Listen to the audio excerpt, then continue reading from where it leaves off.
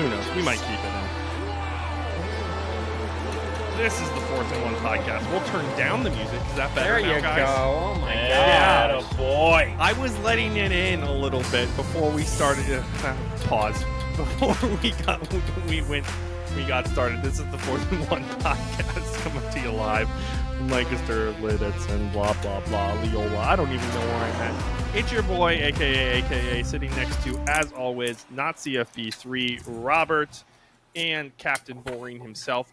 Hopefully, you've been listening to Micaiah's Sunday afternoon episodes that he's been posting for a little bit more in-depth. What are you laughing at now? Him.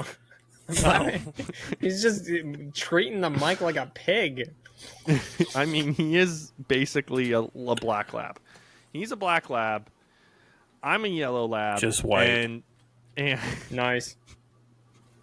And Micaiah is whatever a grumpy old man is. I'm not. Why do I get deemed with the grumpy old man? He's the grumpy cat. Why am I the grumpy cat? Because you're never fun.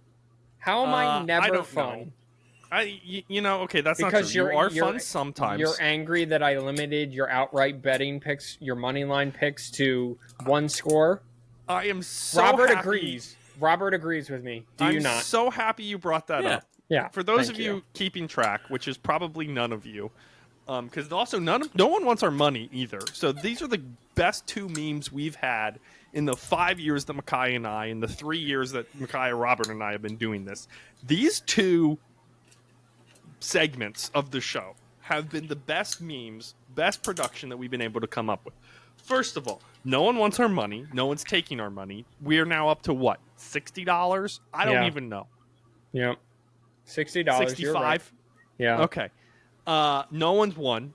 I don't even know what the game of the week was because I've been so busy. I wasn't able to listen to the podcast. So who knows? Micaiah, I'm assuming no one won last week because no one entered.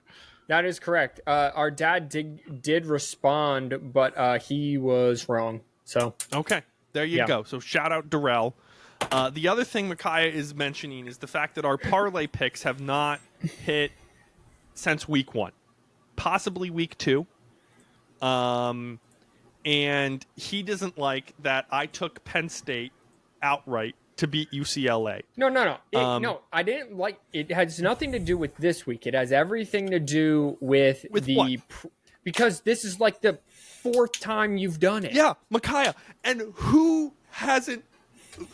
We both lost. You took what? Texas probably plus minus whatever 7.5, whatever they were last week. I'm so glad that you were listening. So glad you got get to that part of the podcast. But then when you don't pick huge favorites, you don't win because you have messed it up like the first 3 weeks. So no, that is not true. Yes, that is not true. It was the first week that I messed it up. Then Robert or you messed it up the other 2 weeks, and then I didn't even have to be wrong. Okay, let's transition into the part of the topic anyway. First of all, Penn State was what, a 30-point favorite, 25,000-point favorite, and like 2 transfers. 24 and a half. Penn State could have spotted freaking UCLA 2 transfer portal classes and a recruiting class, and they still would have bent him over and called him their daddy. Micaiah, you touched a little bit about this. You're saying that it's Drew Aller's the problem. I've talked to multiple Penn State fans who are saying, no, we saw James Franklin's post-game interview. It is clearly a culture issue over there. In the year of NIL that we have, they fire Franklin. Let's say he loses somehow to Northwestern this weekend. Who are they replacing him with? Like, what if it's Drew Aller? Walk me through why it's Drew Aller and not a Franklin issue. Drew Aller wasn't a problem on Saturday. He was the best part of their team on Saturday, which is saying something. Up until this point, it's been a Drew Aller problem. The problem on Saturday was that your 2 NFL running backs touched the ball 19 times for like 70 yards. Drew Aller touched the ball 11 times in the rushing category for 73 yards. So I don't know if you're James Franklin, that falls on you. When you're getting into the second half, and I understand you got to throw it a little bit more, but you can push UCLA around. You got to get on that headset and be like, yo, Andy, it's time to run the football a little bit. It's time. Katron Allen had 6.4 yards a carry. Katron was doing something on Saturday. It's, hey, we're going to Katron a lot in the second half. Penn State has always kind of messed around and treated Nick Singleton like the better back compared to Katron Allen, and that's simply just not true. If you watch any Penn State games, you will realize Katron Allen is the better running back. This is a tough one because James Franklin is 15-28 versus ranked opponents at Penn State, and he normally beats the unranked opponents, and it was just a really, really bad time to lose to an unranked opponent and who the unranked opponent was at the time. You can't replace him with anyone better, at least on paper, right now, unless if you're going to go get, a Kirby Smart or does Dabo Sweeney and Clemson get tired of each other, someone like that. But he's a good coach when it comes to winning the unranked games until Saturday. The gimme games. Yeah, the gimme games. Thanks, Rob. James Franklin is essentially the Simeon of the layups. Explain. Yeah. That's what it comes down to. Yeah. Yeah. If there's going to be any coaching change, go ahead. Nice. All of my layups have hit. All of my gimmies have I hit. don't know. Your Penn State pick didn't pan out. Nice. So go ahead and chalk that one up for you, buddy. I just went back. We are going into week 7. I went back. We are all responsible. We hit week 0, and we have all now been responsible for at least 2 of the parlay losses. Okay, I feel justified. You can feel justified. That's fine, but I haven't picked a gimme. That's true. You have not. Great job, I Robert. don't pick gimmies. I hang it on the line. That's right. You pull it out and show it to everybody. Yeah. Yeah. Whether I'm right or wrong. I can't deal with you two sometimes. The point is they're supposed to win money, and so far we have won absolutely no one money. What? And the fact that each, fact that hold each on. of us have, you can say what you want about us winning the money. All they got to do is throw their name in the hat at the end of the podcast. Anyone could have won money there, but no one's doing it. So I don't want to hear about winning people money when they're the ones that aren't doing it themselves. Great callback. Yeah, hey. Yeah, let what him he hear does. It's what he Hit does us in around the here. comments. Let us know why Robert's the best. I make one good call every quarter, but it's that time. Here's my question for you two about this whole Penn State thing. Okay, does my call about how NIL is going to reshape college football get negated by the fact that I took Penn State straight up over UCLA last week? Because I think it does. Wait, say that again? Does my, how I made them hey, the NIL, this is how it's going to do. It's going to make this change. It's going to change the landscape of college football. It's going to be more like pro soccer, blah, blah, blah, blah, blah. Yeah. Does that awesome call, my claim to fame for this podcast, right, get negated by the fact that I picked Penn State straight up against UCLA last week? Oh, I see what you're saying. It greatly diminishes it for sure. 100%. My reliability is out the window. Yeah, but then your call with Indiana kind of rebounds it. So yeah, that's true. That's true. Callback number 2. Yeah, so, dude. Yeah. Robert, I am using them all today. I mean, we are going for broke. You like that? Yeah. So back on the topic of Penn State, though. If there's a coaching change, Kolnicki's got to go probably. I would agree. I would imagine that's where they just paid Jim Knowles a bunch of money to be there, and I don't think Jim Knowles is the problem. I think the offense just is on the field, or the defense is on the field just way too much. You're not sustaining drives. You're punting the ball back to them. You're trying to go tempo. And Penn State is the most unrealistic tempo team to be. So I agree with you, Robert. The other thing that I can't boggle my mind is, so if you have 2 NFL running backs, right? regardless of whether they give him the ball. So if you have two running backs, who's ever on the field, the safeties are either going to be down in the box to help support the run, or they're going to be out of up if you're going to throw the ball over their heads. You can't tell me with the lack of vertical passing game in the Penn State offense that the safeties are always back.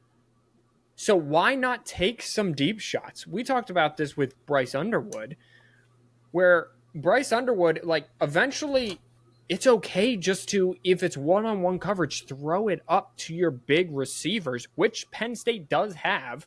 They have that Syracuse transfer. So why not take some shots? And James Franklin doesn't want to hear it, and he's like, because they sit in cover two. Really? Do they sit in cover two the whole time?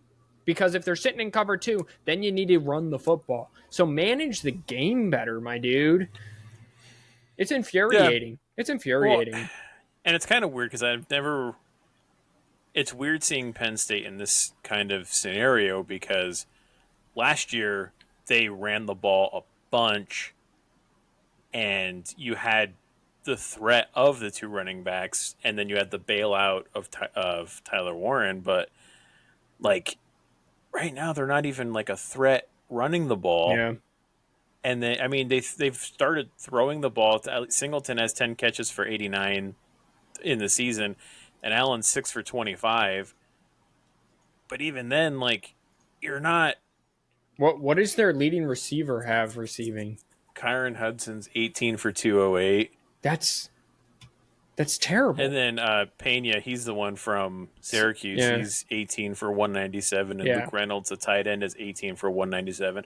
So essentially what we're looking at is Penn State's offense is Michigan's offense last year.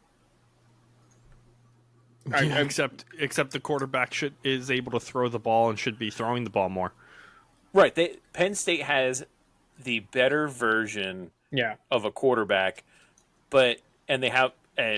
Michigan didn't really have weapons per se last year.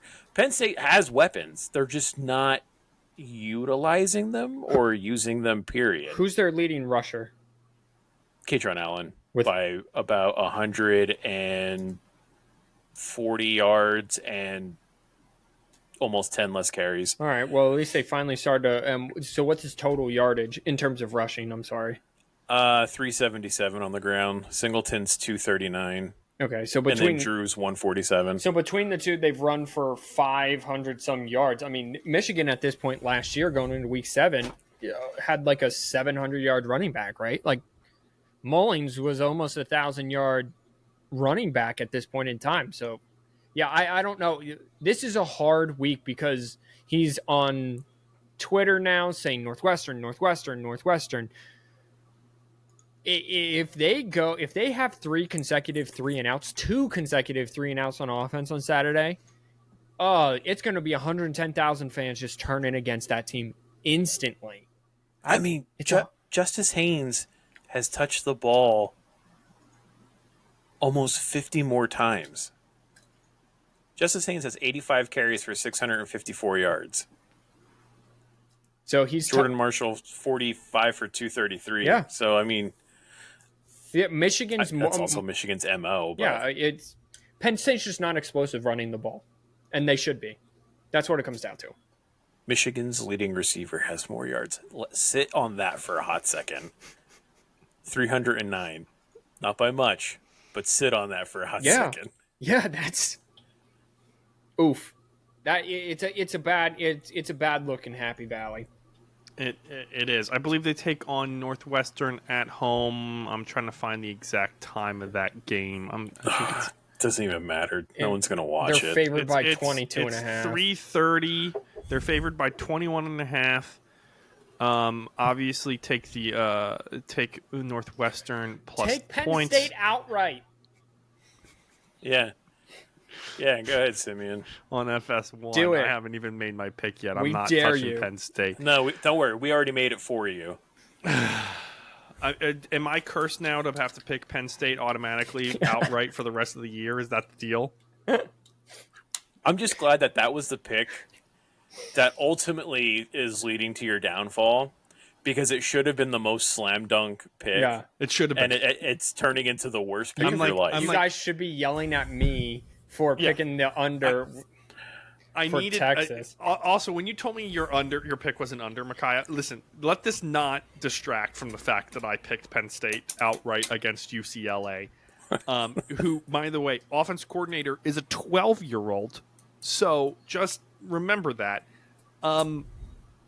You picked an under in an SEC game of 41 points. Yeah, because Florida up until that point was scoring, Simeon, and I'm not even kidding you, 13 points a game. And their defense was only I expected a Miami, an LSU, Florida, Miami, Florida, like a 31-7 type of game where it's a you're blowout all the slightly way. dumb, not fully dumb. Right yeah, now. and Arch Manning is the kind of quarterback that you take in the 12th round of the backyard football video games. Yeah, the hype train was out of Pablo control. Sanchez would have been taken first. Clearly, dude. That's an easy pick, though. That's You an easy pick pick, number Pablo one. over anyone. That's like Saquon Pablo Barkley last year. You take him is number one. the GOAT. Between Pablo and Michael Jordan, you're taking Pablo, right? Between Pablo and Tom Brady, you're taking Pobby, Yeah, Texas, That's close. Arch Manning That one's close.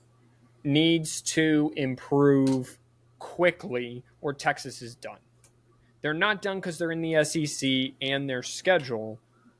And if they go on a little bit of a run, because they only have one SEC loss, much like Florida, but Arch Manning needs to improve drastically. And there are signs. He made a few throws on Saturday. I'm just like, finally, that's the throw I'm waiting to see. But then there's holding the ball, especially when they have no timeouts. He'll sit in that pocket and just hold and hold and hold the ball instead of using his athleticism, trying to get out. Texas fans have got to be just like, WTF is this? It's a hard look in Austin as well right now.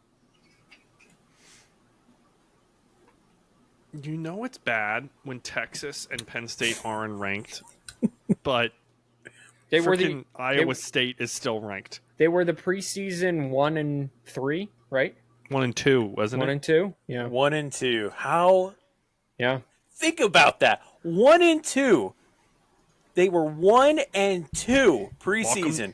Welcome to NIL, That- baby. If that doesn't scream preseason rankings are bullshit. Yeah. But we need that as like a poster on like the wall somewhere of just like the Insane. 2025 preseason 1 and 2, and it's just Texas, Penn State, and we just leave that there. This just goes to the argument they shouldn't, at the minimum, start ranking teams until week 6.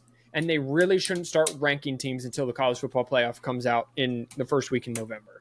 I'll allow week 4, but So, that's like your okay. preseason rank. Here we go.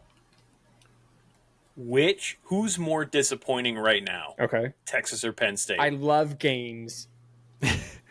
Who is more disappointing? Micaiah, Penn State. just suck on that straw a little bit harder while you say, "I love games." I'm trying to. Oh have my legit gosh, girl, I conversations love here, gentlemen. Dude. Give me that straw. Are you done? Yeah, you can pick. What just happened? Simeon got real gay real fast. I was not the gay one in this Sorry. big ass cup. You're not compensating for anything. There, You know are what? you? Whatever. Penn State, Robert. Penn State, to answer your question, it's Penn State because, at least for me, I went in and I said, listen, Arch Manning's still unproven. Like, I wasn't buying the Arch hype. I thought he would be better than what he is, but I wasn't buying the Arch hype.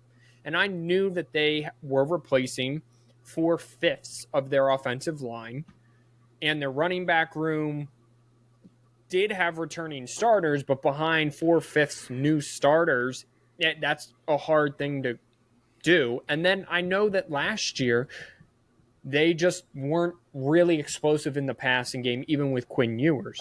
Flip that over, you have, if Drew Aller came out, maybe the number 2 pick drafted, Drew Aller, you have 2 first-round running backs, or at the time you did. You have a veteran offensive line. You got a good veteran wide receiver that came in from Syracuse, and your defense is outstanding year in and year out for at least the last 8 years, I would say. So I expected Penn State to be good. Penn State was my preseason number one. So either way, the preseason number one is gone. They were my national champion. Okay, Yeah. who They were top on all of us. are you more disappointed in Penn State, or are you more disappointed in Texas?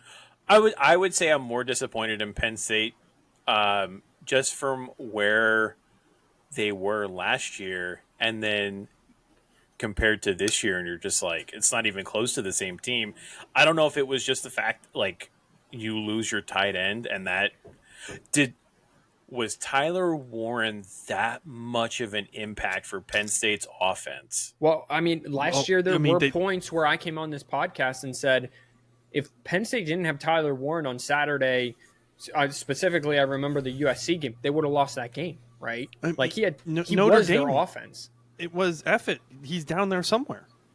That game that they lost, that was Notre Dame. They played Notre Dame in the semi, right? Right. But even rushing though, like they still ran the ball more, and they still ran it more effectively. Yeah. Like, yeah. Was Abdul Carter really that much of a game changer for the defense? But has their defense been bad? Right? I just think they're on the field too long. I just think they're on the field too damn long. Yeah.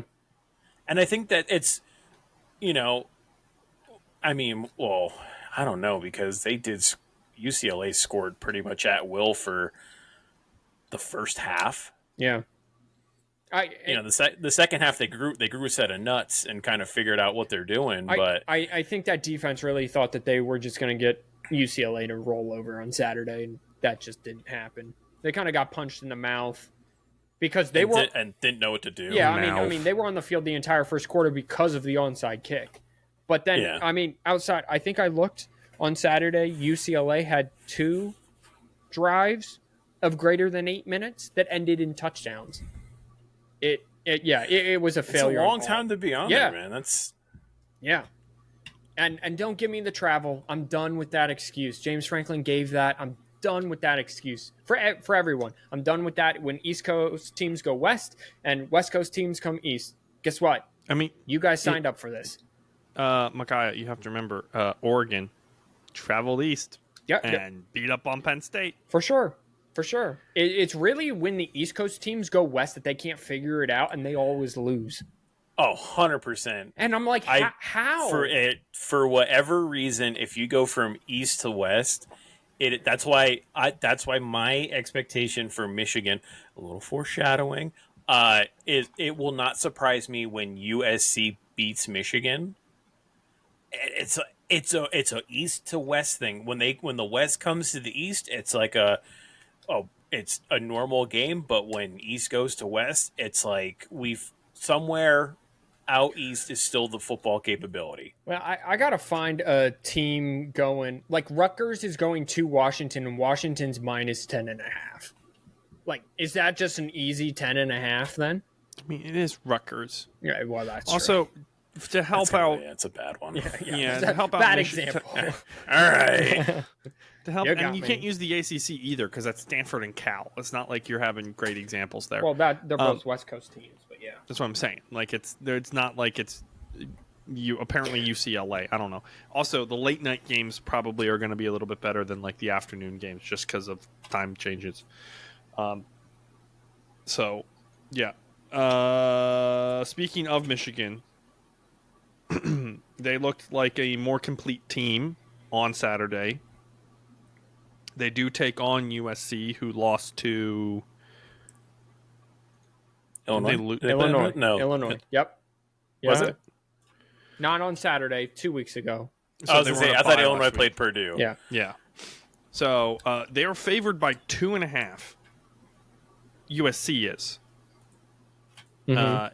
at Los Angeles reasonable. Coliseum. I'm trying to remember. I honestly, I was moving sand. They played Wisconsin. Ironically, another old Lance Leipold offensive coordinator at Wisconsin currently.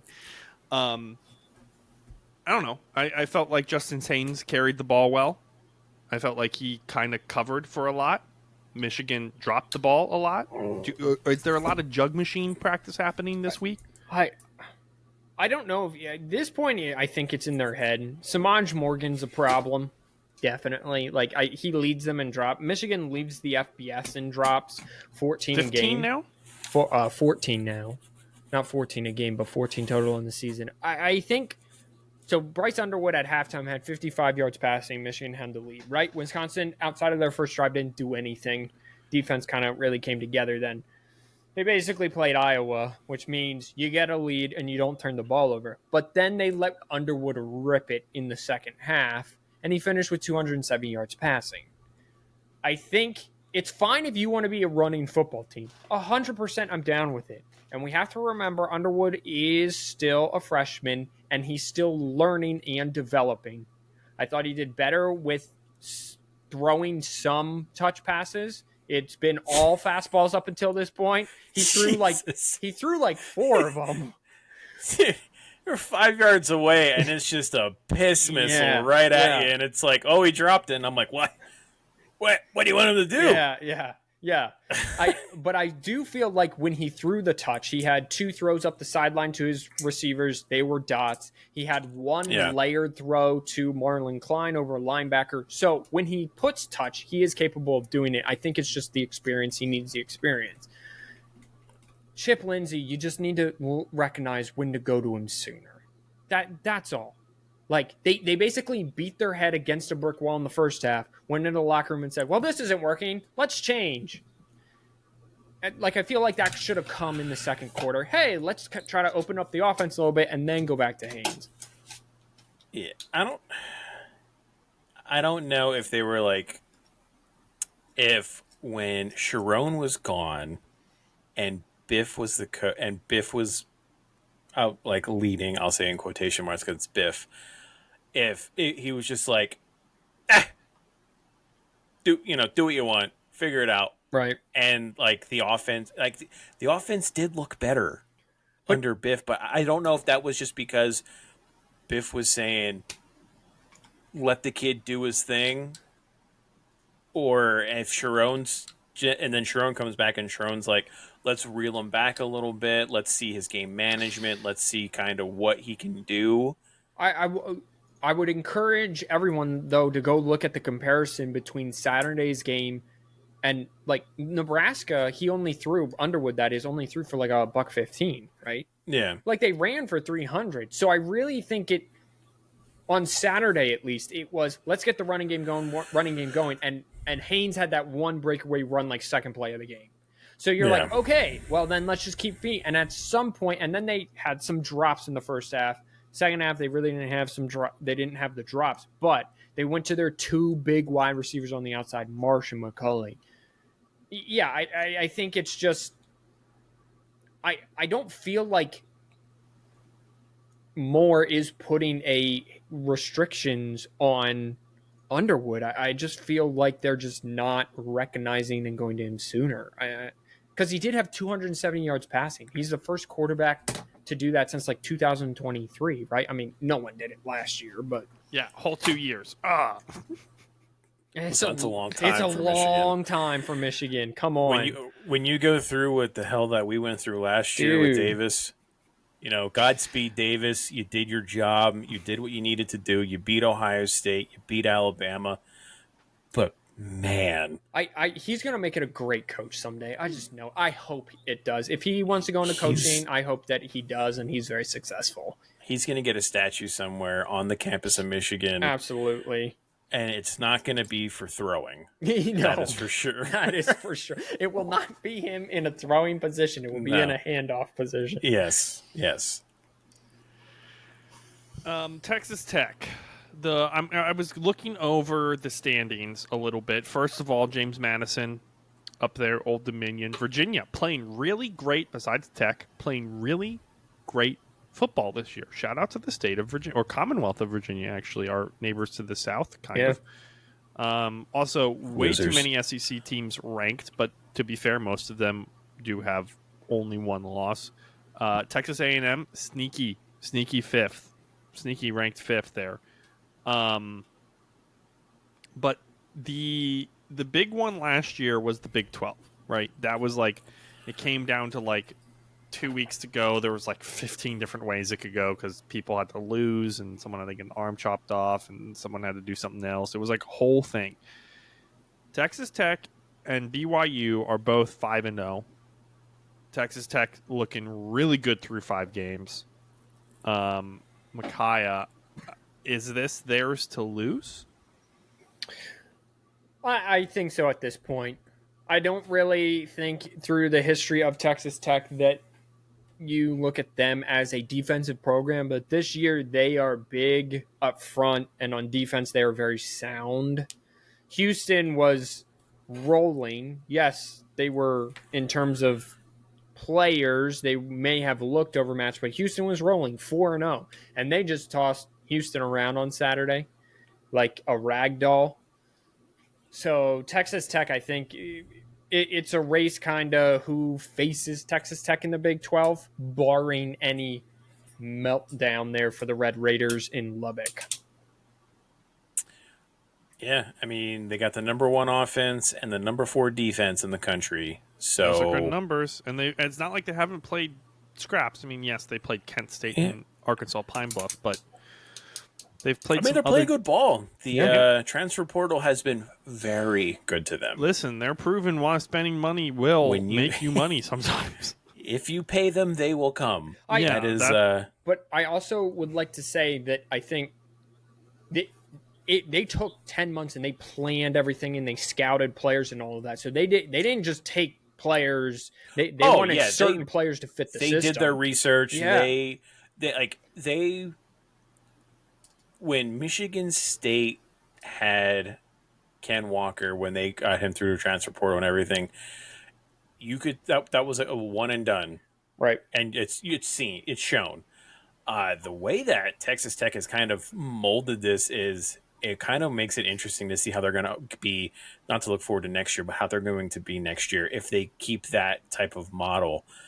There's only one other team right now in FBS that is in the top 5 in both offense and defense. Can you take a pick? Go ahead. Indiana. God, you're so good. So good. Also, transfer portal heavy team, Indiana. Yeah. You know.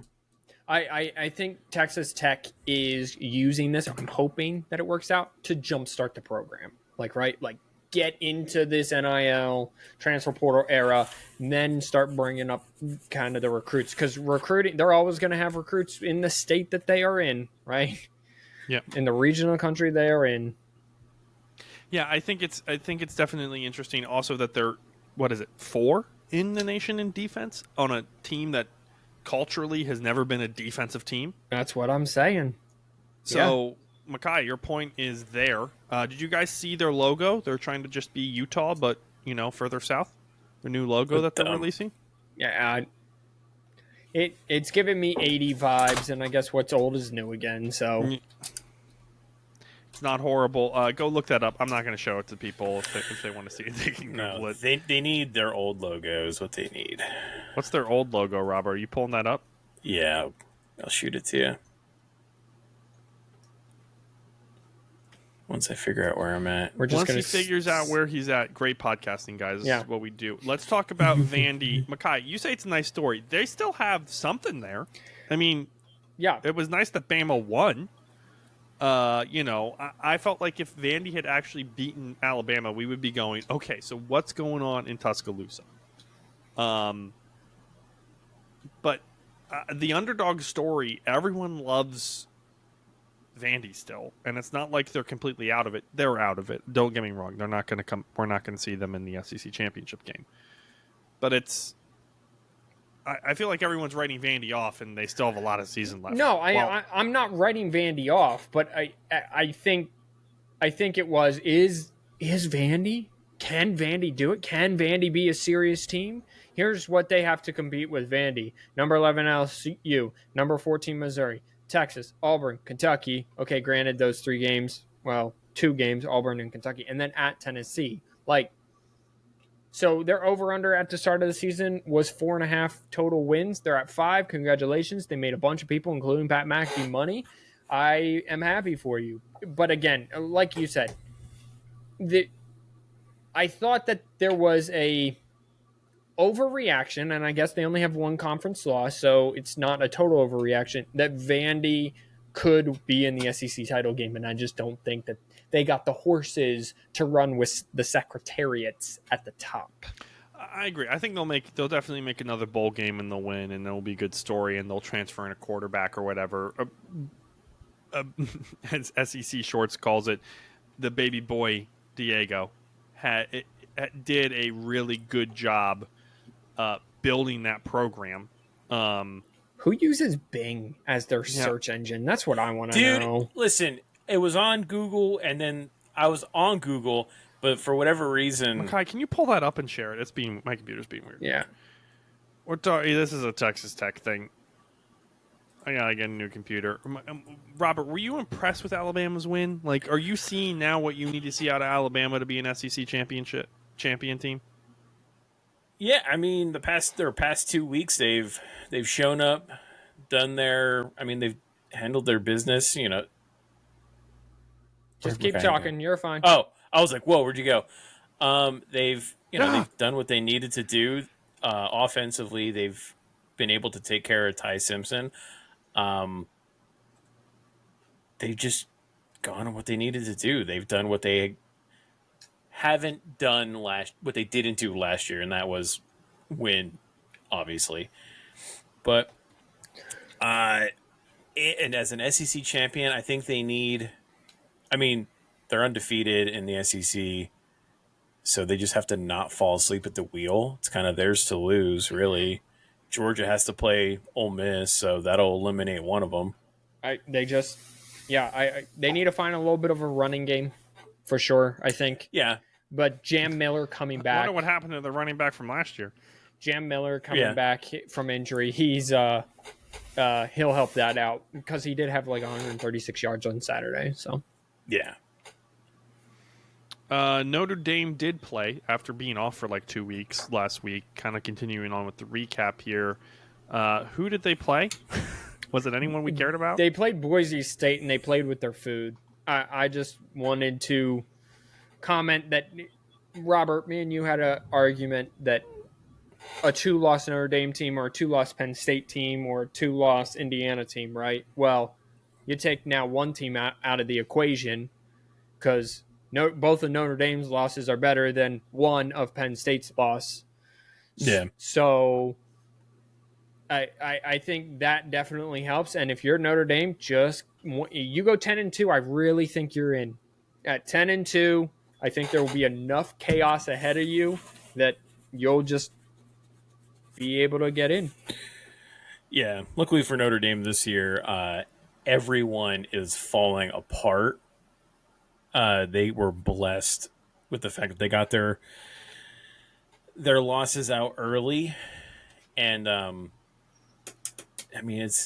they got maybe like, because they're sitting. What are they sitting at now? 16. Yeah, we're right behind Michigan. Yeah, they got like maybe 2 weeks. They'll probably be back in the top 10 with the way that everyone's kind of falling. Yeah, and the SEC's falling into like the meat of their schedule, so it's literally going to be loss. You know, Georgia. What? What's up, bud? It was frozen, and I was like, yes. Yeah. Give me the picture. Yeah. I mean, Georgia Tech's ahead of them. I think Georgia Tech suffers a loss at some point. Missouri's ahead of them. I don't see Missouri kind of going unbeaten. They're going to get beat this weekend. Or 1 or 2 losses, right? I think LSU has another loss in them. Yeah. I think Texas Tech might suffer 1 loss, but they should remain in top 10. I think Indiana has 1, if not 2 losses ahead of them. And Oklahoma, depending on how Mateer's out now, he's supposed to be back this weekend. So I think that there's definitely opportunity there for Notre Dame. Virginia got its 2nd straight week of a win in overtime. There was a better way to say that, and I apologize for everyone who's more English literate. So 2 things go with this because they go together. Virginia set themselves up nicely in the ACC. They're 2-0. They're atop the conference. That's great. Miami looks unbelievable, especially with their edge rushers in Hakeem Mesidor and Ruben Bain. There were times on Saturday they were rushing 3, Rob, and they were getting home with those two. It was he's back. It was really amazing. But Virginia's a nice story. They haven't been a nice story in quite some time. OT win on Saturday over Louisville in a game which Louisville was favored. So is this really is the ACC a competition to get just beaten by Miami in the ACC title game? Part of me wants to say yes, because Miami right now looks like I would say they look like the most complete team. And I would say that as not only in the ACC, but also like kind of in the top 25. Ohio State they look good, but I feel like their defense kind of looks iffy sometimes. Their offense isn't as full bore as they're used to being, where Miami right now just they look the part, they're playing the part. But I mean, there's still a lot that has to happen. I mean, Duke and Virginia, they do play each other, but obviously Duke has to play Georgia Tech first. Virginia just gets lucky that they don't get Miami in the regular season, so they very well could get there. It could be a Virginia-Miami ACC championship, which would be kind of wild to think about. Yeah. Because who would have had that on their bingo card? Not me, because I'm pretty sure I even talked very badly about this Virginia schools at the beginning of the year. But, that's why we watch college football, and that's why college football is a crapshoot every year. So here we are. So Virginia or Georgia Tech plays Duke, and Virginia plays Duke. So the other team kind of set up here is Duke, because they're also 3-0 in conference. They're 4-2 overall, but they're 3-0 in conference. That's Duke, I think, has the tougher remainder of the schedule. Yeah. They get Georgia Tech at home, at Clemson. They get Virginia at home, where Georgia Tech, conference-wise, is at Duke. Syracuse doesn't have a quarterback. Boston College barely has a team. North Carolina State's not really around. Which is shocking. Normally, North Carolina State is around somewhere. Yeah, they start off strong and then they kind of fizzle out, and then they up someone at the end of the year. It's a thing. Correct. Yeah, which very well could be Georgia Tech. Syracuse doesn't have a quarterback. Boston College doesn't have a team. That's such a great line. Pitt could be the team that really undoes Georgia Tech's ACC hopes, depending on how kind of Pitt pans out. Since they're not using Eli Holstein anymore, they're using the I don't know if he's a freshman, but they have their other quarterback in, who's playing well so far. Yeah. He's won. Yeah, no, I mean, but again, they beat up on a Boston College team that isn't a team. You know, the JV squad. Yeah, talk about someone getting fired. Holy moly! I don't think they'll care enough. He beat Fordham. Simeon, it's great to have you back. I'm done. I'm done with my life. I was funny at the beginning of the podcast. Then I have technical difficulties. I don't know what else you want from me. This is apparently all I'm good for. Is this Pat Holmes? What? Pat Holmes has a rough season in real life and a rough season in the IT world. Apparently, who fucking knows? Okay, that's all I'm saying. We'll add an A there to get around the sorry mom. I'm trying to find my parlay, but before we get there, we have a week 7 of games, a good slate. Micaiah, no one cares about Ohio State, Illinois, but tell me why you care about Ohio State, Illinois. I beg to differ. Big new kickoffs going there. Like, everyone cares. The second greatest college football morning show. Yeah, can we talk about that for a hot second? Sure, man. Big new kickoff sucks. It is the most we're not on topic right now, and rated I love it. wannabe college game day. Yeah, like it's. Do you know my biggest problem with not college game day with big noon kickoff? the fact that they had to hire somebody who we all thought got freaking stabbed and then turns around and it turns out he's the aggressor an hour later. Was Was Sanchez on that? Sanchez Wasn't he? No, that's. I think, Oh no, Mark Sanchez. I'm Yeah. thinking of the other one. Liner. Yeah, same college. Here's They're the same here's white guy. my biggest gripe. You have a guy on there in Urban Meyer who won't even say the word Michigan. He refers to them as the Wolverine. He refuses to do it. So you have a guy who I would say is not even being professional on your show. And then you bring in Dave Portnoy, who is supposed to be the Boomer, comp that's your to reason. who is supposed to be the comp to Pat McAfee. And then Ohio State doesn't allow him in their stadium, so the show just decides to let Ohio State out of it and please Ohio State and be like, oh, well, he wasn't going to go into any of the stadiums. Really?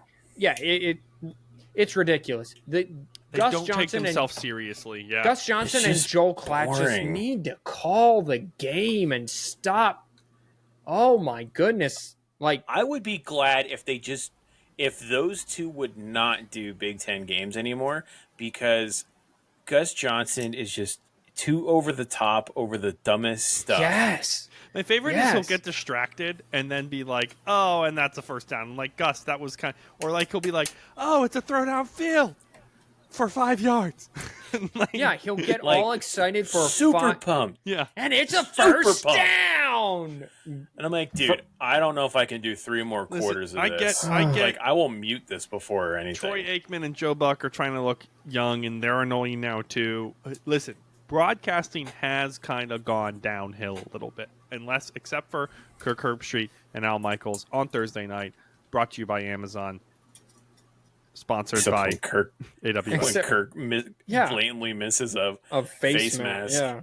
and then he's like, I didn't really see anything there. And it's like, all right, dude, come on.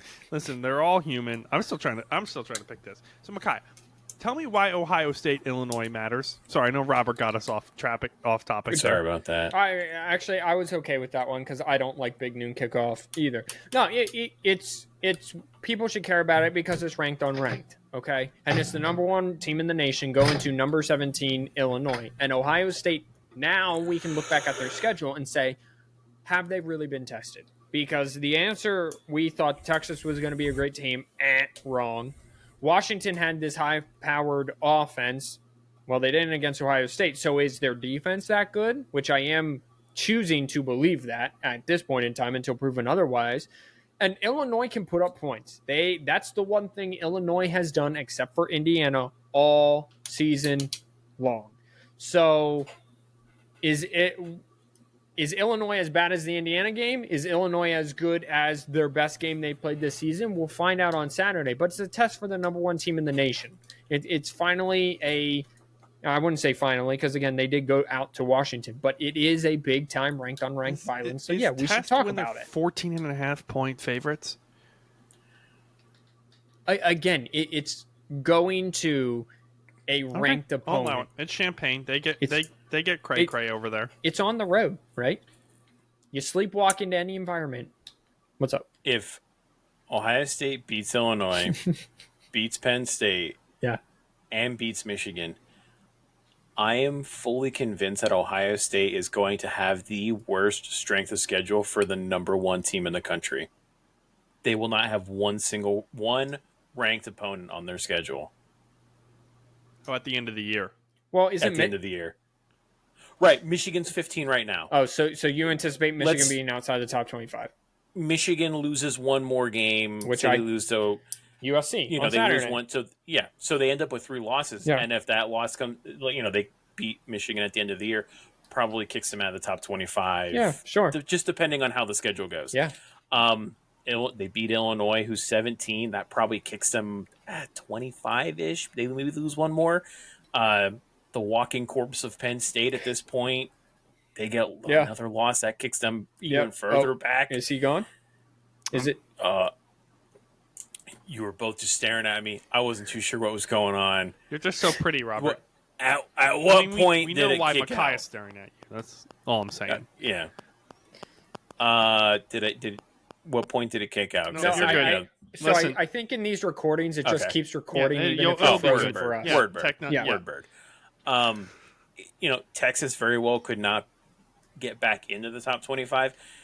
So at what point do you kind of look at it and go, yeah, they're the number one team, but the schedule, even though they tried to have a good schedule, it really didn't pan out. Yeah. Do you kind of dock them for it and be like, well, the number 2 team in the country at the end of the year has 7 ranked opponents on it? It's like the strength of schedule is a lot better. I think there will come a point that the committee realizes that, and whoever has it, if an Alabama is number 2 one week and then they have a win over a ranked team and now they have 4 on the year and Ohio State has 0. Okay, yeah, you throw them above something like that.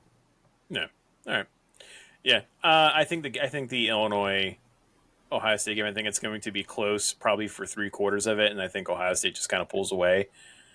So I think Ohio State wins this game. I think Ohio State wins, and it's not a game at halftime.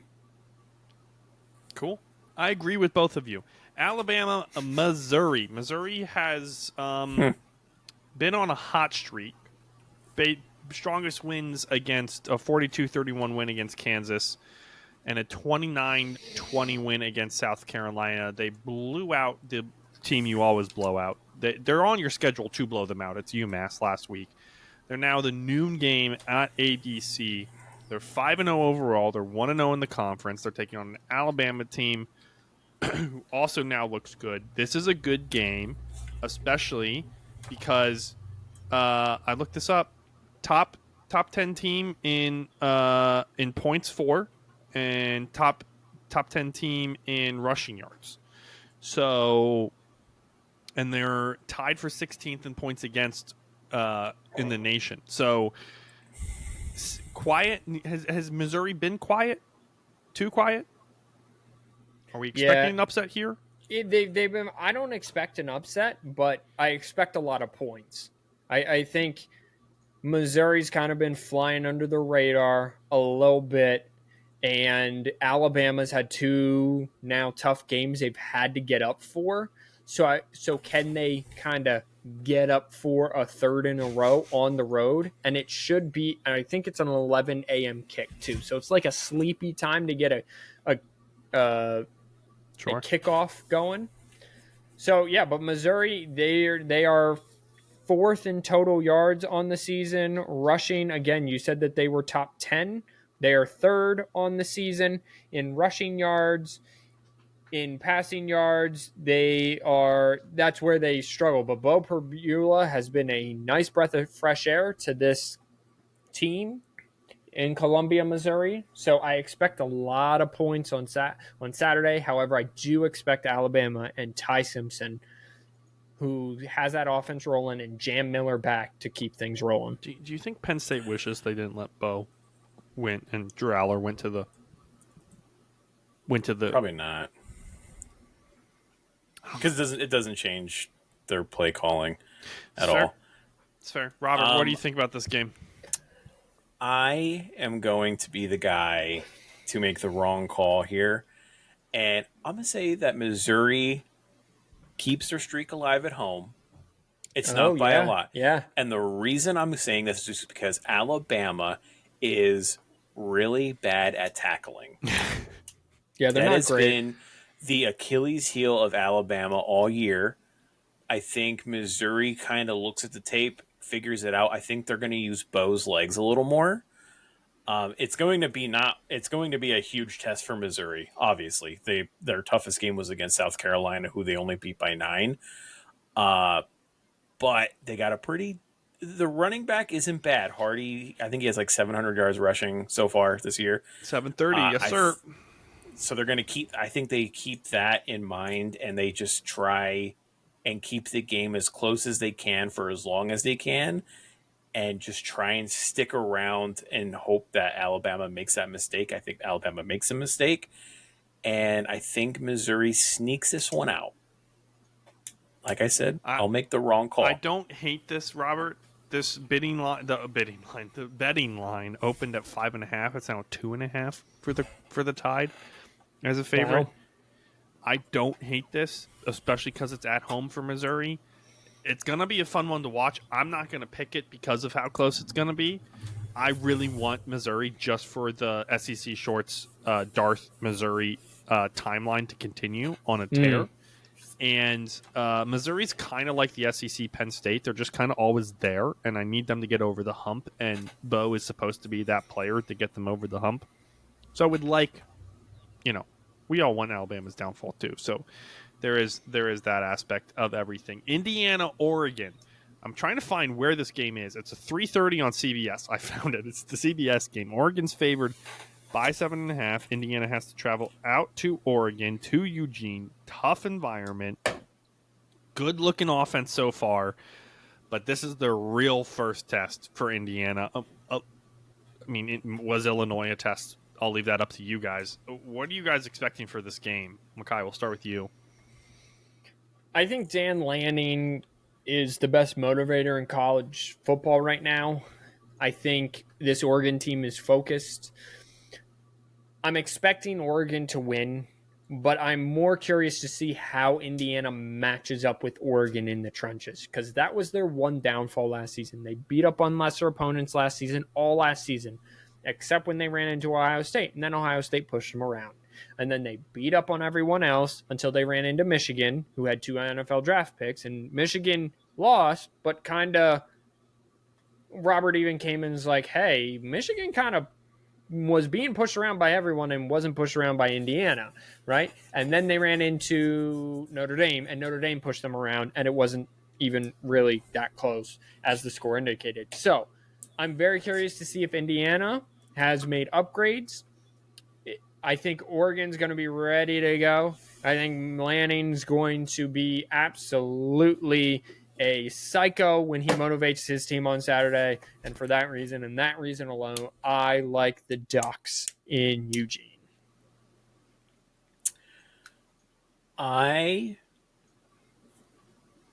Looking at this game, I would say take Oregon the whole way because it would make sense. Right. Indiana has played, this is what, game number 2, 4, this is game number 6. Their first 4 games, played at home, dog walked every opponent except Old Dominion. That was a 27-14 game.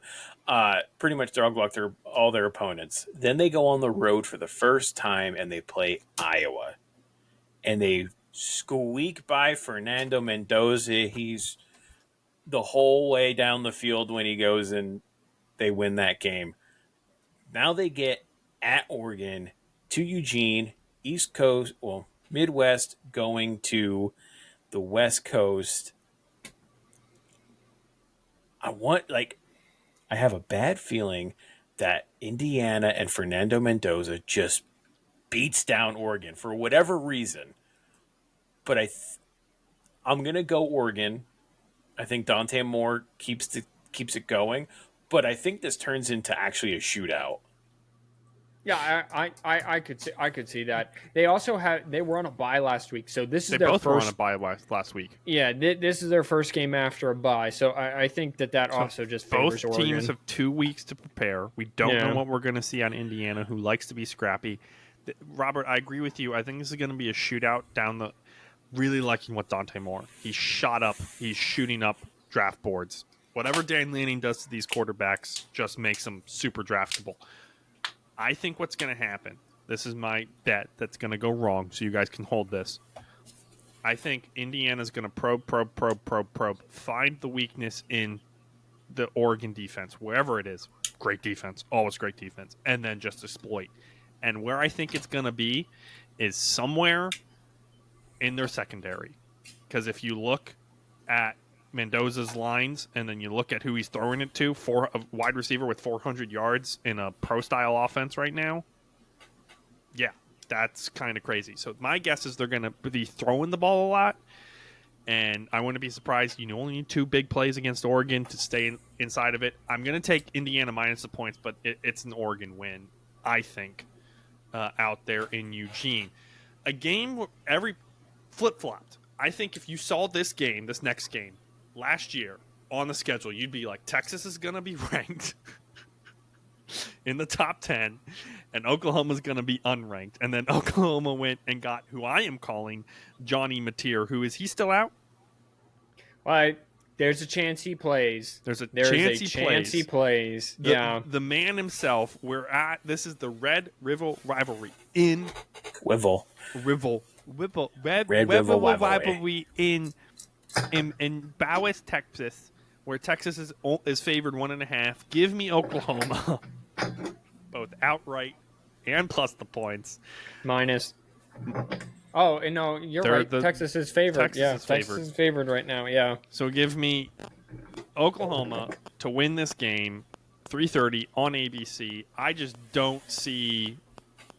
I see a very good Brent Venables team, and I see a really bad Texas team who's 0-1 in conference and is now 3-2 overall.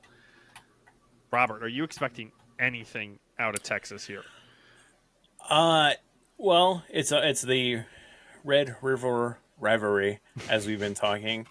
Both of these teams will always show up for a rivalry game the same way Michigan Ohio State does. Neither of them could be ranked and be like a great 1-on-2 matchup. I believe the only reason that Texas is favored is probably because of Mateer not playing, maybe not playing. Who knows? I think Venable got that team going. That defense is pumping. Arch looks like a child out there. Most of the plays, I think that defense is going to carry them. So I just think Oklahoma pretty much takes it to them. Yeah, I agree. I think Oklahoma wins this game, not to try to save the graphic or anything. I would feel more like if Mateer was playing and I knew that for certain, this would be my parlay leg, Oklahoma plus the 1.5. But I don't know that, so I'm kind of staying away from this game because I don't know all the players yet. I think Texas stays in it. I don't think it is a blowout in either way, but I do think that Mateer gives them that extra dimension with his legs. And Texas's defense is getting tired. They're like Michigan's defense last year. They're getting tired of carrying the load and keeping teams off the field until Arch gets it together. I think that continues on Saturday, so I think Oklahoma takes it, and I would feel very confident if Mateer was playing, but I think they win either way. He's pushing to play per Sooner Wire, which is a USA Today thing. Brent Venables has said John is doing no good-on-good work. I don't know what that means. So it's Hawkins Jr. and New Boyer right now. With Hawkins being the starter for the last 2 weeks, 1 week, however that's worked out. So availability report comes out the day after we were recording this, so we'll see. Keep your eye on it. Things could change. What was the injury? It was a non-throwing hand injury, correct? No, it was to his throwing hand. It was a broken bone in it. Nice. He had surgery. Gotta love it. Michigan USC. We've already touched a little bit on this. Robert, I'm going to throw this over to you because you said there was a spoiler alert. This is a 7:30 game, NBC at the Coliseum. USC is currently favored by 2.5 points. I think that's fair. This is a very, very sneaky game for a possible betting upset. But I think there's a high chance that USC possibly dominates with how they've been looking. But they lost last week, so who knows? The only reason I said it was going to be like a little sneak preview is just because I think I still don't know what Michigan team is going to show up. If we're going to try and run the ball down their throat, if we're going to try and let Bryce loose, we're still very unpredictable, which I guess in a way is a very good thing. I still hate Midwestern teams, East Coast teams traveling to the West Coast, even though Michigan is...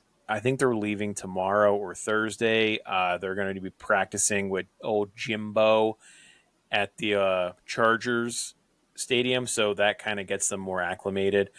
I'm going to go with USC winning this game. This was one of those games where at the beginning of the season I said this could be a troublesome game for Michigan, but Michigan's got to catch the ball. They got to catch the ball. That's their biggest weakness right now. The defense, they're playing the bend don't break defensive scheme, but running the ball well. We just got brick hands. I think Michigan is one of the top teams in rushing defense. I do believe in allowing rushing yards per game. They are currently 1, 2, 3, 4, 5. They're currently 6th or 7th in the nation, I should say, in yards per game allowed. And USC has kind of gotten back to its roots of running the football. I think Jaden Mayava in this system, Wink Martindale, this is one of the few teams he has now seen again compared to last year. Michigan played very well last year on defense against them. So I do like Michigan in this game. I think Justice Haynes runs wild. I think he has a 200-yard game. And I think Bryce Underwood manages the offense. And there's nothing wrong with managing the offense on the road. And if I'm being totally honest, I still don't believe that USC has the Big Ten boys in the trenches to match up against Michigan. And I've been very pleased with Michigan's defense outside of the first drive. So I think we'll know a lot about how this game is going to go after the first USC drive and after the second Michigan drive, because for whatever reason, their first drives have always just kind of stalled. But I do like the Wolverines actually in an upset. Oh, interesting choice. It's going to be a good game. Both the other 7:30. Well, what would Michigan winning be an upset? Right now it'd be betting upset. Betting upset. Oh, betting upset. Betting okay. upset. Yeah. I don't know what FPI. I'll look up the FPI here. While he does that, the other 7:30 game Makai wanted to touch on USC is 68 favored by 68.5% to win the game. Must be that whole travel thing right now. That's got to change by next year. That whole thing, it's going to change. Right now it's a thing. It's going to they're just going to it's going to have to. Teams will figure it out eventually. Yeah. 100%. The other 7:30 game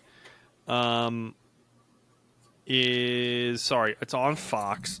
It's in Lubbock. Texas Tech is favored by 14.5 points. They're hosting Kansas. Makai, I'm really interested on why Kansas has looked rough. They've looked back down to earth on what you would expect a good coach to take a team that was 2-7 or whatever they were when he first started. They had 2 wins this first season. It's Kansas's defense Kansas has really been bad, but they've only have one Big 12 loss. I kind of put this in here just to give kind of the Big 12 some love because Texas Tech is really good, and I think people should know just how good they are. But Kansas's defense kind of has been the letdown for their 2 losses. In their 2 losses, they gave up 37 and 42 points. Yeah. If they don't give up more than 20, they win the game. Texas Tech's defense is really well. So whenever you're going or hosting a team that you are better than, and they have a high-powered offense, which Kansas does, and their defense is hit or miss. If Kansas's defense shows up on a day where their offense is just still doing what their offense has done the entire season, it's an upset potential. So that's kind of why I put the game in here. But I do like Texas Tech to win. I'm not sure that I love Texas Tech to win by the 14.5. I think it is a very similar to the Missouri team 42-31 type of game. 2 scores, but not coverable. Don't hate that. Robert, what do you think? I'm going to say that Texas Tech, I think they're gonna win this game by more than the 14. And I think the reason for that is, man, this team knows how to create turnovers. And I don't care how powerful of an offense you have. If you can't hang on to the ball, you are not going to win that game. And if you do, it's not going to be a pretty one.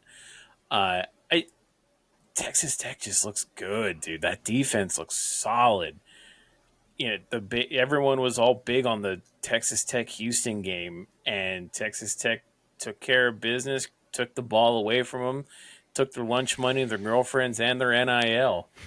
So I'm just gonna go. I'm gonna roll with the Red Raiders. The Red Raiders rivalry. I don't. Who knows what I'm doing? No, that's the wrong button. That's the right button. All right, boys. I need What's you up? both to lock in here.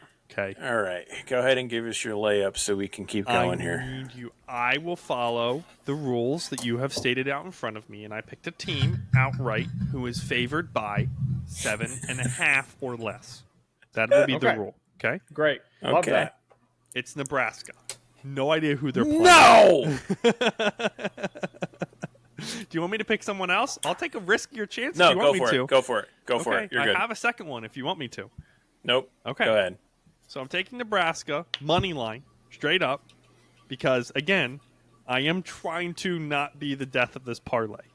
So until I build confidence, Nebraska, money line. They're 6.5 points favorites over who, Robert?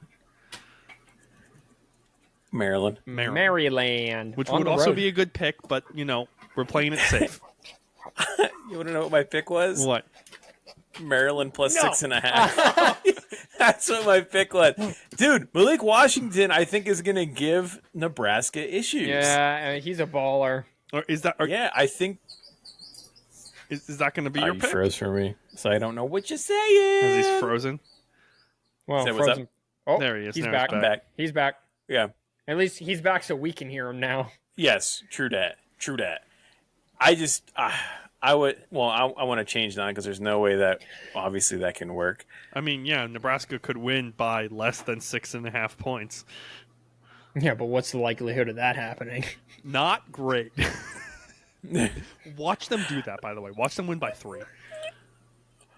Well, I'm gonna Walk-off field goal. And So, rock- Do you want me to go? The group chat. Yeah, you go. The group Okay. chat's I'm gonna going have to try and figure it blow out up. now. Alright, All lock right, in so here. I'm also on a losing streak, as it were. I'm on a 2-game losing streak, so I am going to take a little bit of a layup here within the rules, and I'm going to take Oregon outright. I just think Dan Lanning is the master motivator right now in college football of all master motivators. I think it's him, and I would say Kirby Smart, but Kirby Smart just lost to Alabama again. So give me Dan Lanning at home to beat Indiana and Mendoza and to kind of shut that down and kind of do the Iowa game plan and keep Indiana's high-powered offense at bay. I think Dante Moore and that crowd noise and that running game does what it's supposed to do, and Oregon gets a win. By the way, the Red River Rivalry is the most expensive ticket right now, $264. Some of the other later ones are up there as well, $232 for Georgia, Auburn of all teams, and $213 for the Coliseum game. Probably because it's a night game and there's not much else to do. It looks like Missouri State, Middle Tennessee, from what I can tell right now, at $9 is the cheapest game. If you guys want to go watch some football tomorrow and you're in Murfreesboro, highly recommend. Should be fun. Robert, what you got for us? all right. So, after some looking, I'm actually going to go with a Friday game. Oh, okay. Yes, and that is going to be I knew it was USF going to be that game. and North Texas. Oh, you're going to do it, aren't you?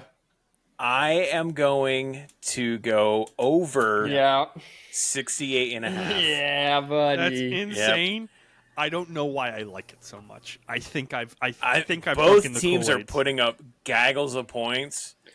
And you know what? It's a game that I would normally not watch, but this game could absolutely be a monster of a game, or it can be a total letdown. Either way, I'm not watching Washington Rutgers, not watching Colorado State Fresno State.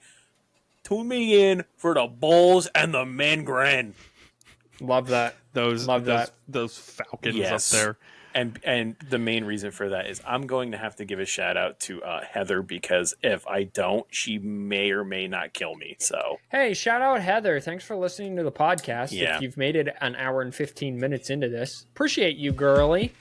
Hey, I picked the right one, guys. We had Way to be. technical difficulties in the Dude, beginning. man, Listen, and I our can hear parlays you. aren't great. We're here. We wrapped it up for you. Oh, what's see the you game next of the week for the people, real quick? Oh my gosh, I have to bracket. We didn't pick one of those. Wow, That's our first ever time we Let's had go this North even. Texas, South Florida. Great. That's great. Pick up, Love guys. you all. Wash your hands, you filthy animals.